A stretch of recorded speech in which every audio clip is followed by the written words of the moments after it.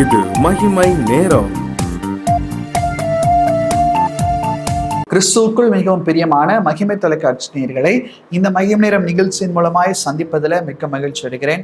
கர்த்தர் நமக்கு பாராட்டுகிற இந்த மேலான கிருபைகளுக்காக தேவாதி தேவனை நான் ஸ்தோத்திரிக்கிறேன். ஆம் பிரியமானவர்களே, இந்த நிகழ்ச்சி நிச்சயமாக நம்முடைய ஆவிக்குரிய வாழ்விற்கு பிரயோஜனமாக இருக்கும் என்று சொல்லி ஆண்டவருக்குள் நான் விசுவாசிக்கிறேன். பிரியமானவர்களே, இந்த வாரத்திலும் கூட கர்த்தர் நமக்கு கொடுக்கிறதான ஒரு நல்ல வார்த்தை யாத்திராகமம் 3வது அதிகாரம் 14வது வசனம். அதற்கு தேவன் இருக்கிறவராகவே இருக்கிறேன் என்று மோசேயுடனே சொல்லி, இருக்கிறேன் என்பவர் என்னை உங்களிடத்தில் அனுப்பினார் என்று இஸ்ரவேல் புத்திரரோடே சொல்வாயாக என்றார். பிரியமானவர்களே, ஆண்டவராகிய கர்த்தர் சொல்கிறார், நான் இருக்கிறவராகவே இருக்கிறேன். ஆண்டவர் எப்படி நம்மோடு கூட இருக்கிறாராம்? அவர் நமக்காக விண்ணப்பம் செய்கிறவராய் இருக்கிறார். விண்ணப்பம் செய்கிற கர்த்தர், விண்ணப்பிக்கிற கர்த்தர். ஏசாயா 59வது அதிகாரம் 16வது வசனத்துல பார்க்கிறோம், ஒருவரும் இல்லை என்று கண்டு விண்ணப்பம் பண்ணுகிறவன் இல்லை என்றும் ஆச்சரியப்பட்டார்கள். உலகத்துல நாம் பார்ப்போமானால் விண்ணப்பிக்கிறவர்கள் இல்லை. வேதவசனத்துல பார்க்கிறோம், சங்கீதங்கள் 14வது சங்கீதத்துல தேவனை தேடுகிற உணர்வுள்ள இருதயம் உண்டோ என்று பார்க்க தேவன் மனுபுத்திரரை வானத்திலிருந்து கண்ணோக்கி பார்த்தாராம். பிரியமானவர்களே, ஆண்டவர் எதிர்பார்க்கிறதான ஒரு காரியம் விண்ணப்பம். இன்னைக்கு விண்ணப்பம் என்று சொன்னால் விண்ணப்ப படிவம் என்று கொடுப்பார்கள். அப்படி என்றால் என்ன? எனக்கு ஒரு எதிர்பார்ப்பு இருக்கிறது, அது நிச்சயமாக நடக்க வேண்டும், எப்படியாக அது நடந்துவிடும் என்பதற்காக ஒரு சப்மிஷன், ஒரு சப்ளிமே, ஒரு காரியத்தை நம்ம கொடுக்கிறோம். விண்ணப்பத்தை நம்ம ஆண்டவருக்கு ஒரு பெட்டிஷன் நம்ம கொடுக்கிறோம்.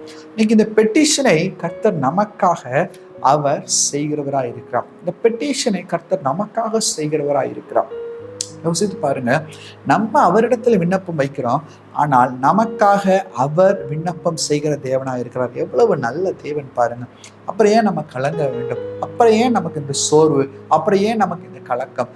அவர் நமக்காக விண்ணப்பம் செய்து நம்முடைய காரியங்களுக்காக அவர் ஜெயம் கொடுக்கிற தேவனாய் கூட காணப்படுகிறார்.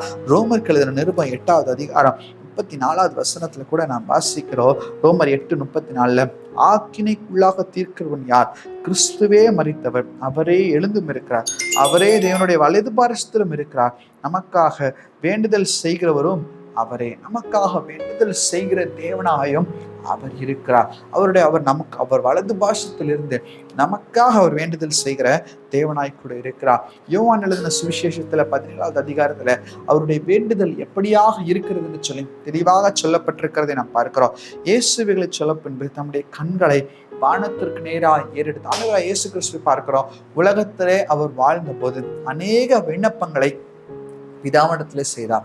அவருக்கே விண்ணப்பம் செய்ய வேண்டும் என்கிறதான ஒரு தேவை இருக்குமானால் நமக்காகவும் விண்ணப்பம் செய்கிறது அவருடைய கடமையாய் கூட இருந்திருக்கிறது என்பதுதான் இந்த அதிகாரத்துல நாம் பார்க்கிறோம். லூக்கா 17:1 பார்க்கிறோம், விண்ணப்பம் செய்தார். 9வது அதிகாரத்தில், நான் அவர்களுக்காக வேண்டிக் கொள்கிறேன், உலகத்துக்காக வேண்டிக் கொள்ளாமல் நீர் எனக்கு தந்தவைகளுக்காக வேண்டிக் கொள்கிறேன், அவர்கள் உம்முடையவைகளாய் இருக்கிறார்கள் என்றார். ஆண்டவர் நமக்காக வேண்டிக் கொள்கிறார். ஒருவேளை ஒரு அங்கலாய்ப்பு நமக்கு இருக்கலாம்.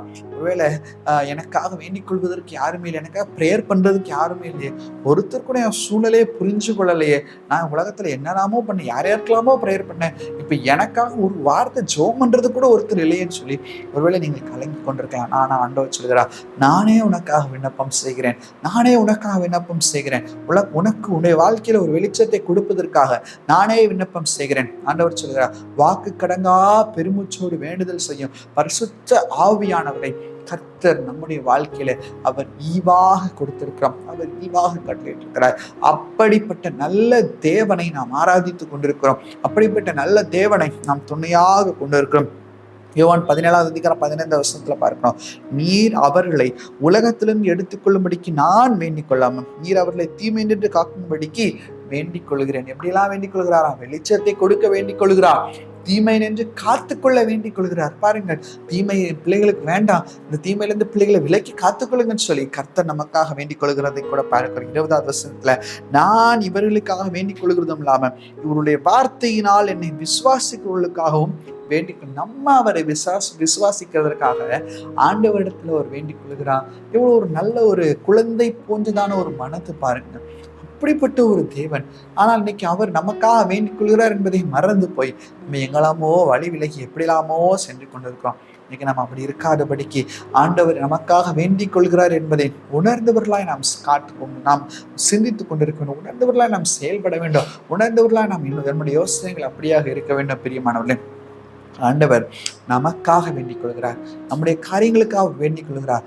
மறந்து விடாதபடிக்கு, ஆண்டவரே நான் யாருமே இல்லைன்னு நினைச்சேன், யாரும் இல்லை என்று சொல்லி நான் அழுது கொண்டிருந்தேன். ஆனா எனக்காக வேண்டுதல் செய்கிற தேவன் நீர் இருக்கிறீரே என்பதை நான் உணர்ந்து கொண்டு செயல்பட ஆவியானவரே உதவி செய்கிறதற்காக நன்றி என்று சொல்லி ஆண்டவரிடத்துல நம்மை ஒப்பு கொடுப்போம். அவர் நமக்காக விண்ணப்பம் செய்கிற தேவன், நமக்காக பரிதபிக்கிற தேவன், அவர் நமக்காகவே இருக்கிற தேவன் என்பதை உறுதிப்படுத்த கர்த்தர் நம்மோடு கூட பேசி கொண்டிருக்கிறார். பிரியமானவர்களே, இன்னைக்கு உங்களுக்காகவும் விண்ணப்பம் செய்கிறார்.